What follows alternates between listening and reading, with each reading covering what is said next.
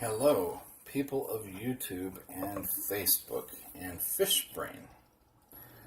I am excited. Today I took delivery of the latest installment of my swim bait series. Because of the fact that I had such a good response on the water from this bait, the 5¼ inch Bullshad 4x4, and I put my own sparks of red in the gill plate type area. I've gotten a lot of response from this in very short depth ranges. It only goes on 20 pound mono, maybe 2 feet. If it was on fluorocarbon, like 17-15 pound range, it would go about 4 feet. Great for around cover. This build lends itself to bumping it right over stumps. There's actually videos on YouTube about that just happening exactly like that. The tail is more like how a tail on a shad would be, as opposed to the Boyd Duckett, the BD shad, which is actually a direct copy with permission of the same design. The BDs are around $24.95 or so, depending on where you get them. I've seen them in person, in and out of the package. They're not nearly the same quality. The plastic is completely different. These are hand molded, and they're ugly and beautiful at the same time. So the one that I got in the mail today finally is the 8-inch. Oh, incredibly sharp hooks. I think they're owners, but it's the 8-inch.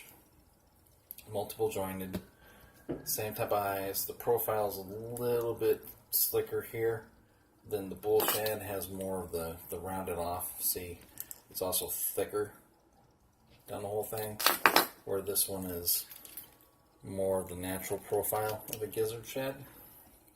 And it's got the same tail. I mean, it's got a little bit of play here and there, but I would rather it look as natural as possible, and I'll probably trim it a little bit, to be honest, because of the top hairs.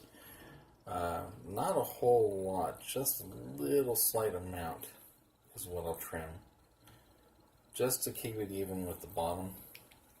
But no two of these are alike. They look very similar, but his mold that he uses allows for differences when he hand finishes them. These hooks that are on here, they're ridiculously sticky and very strong. I am not going to extend with split rings any more than I already have. I will on my square bills and my deep runners, but not on a swim bait like this, because bass have a tendency to swallow the hell out of them. You can see that it has a very generous spacing. All the Bullshads do.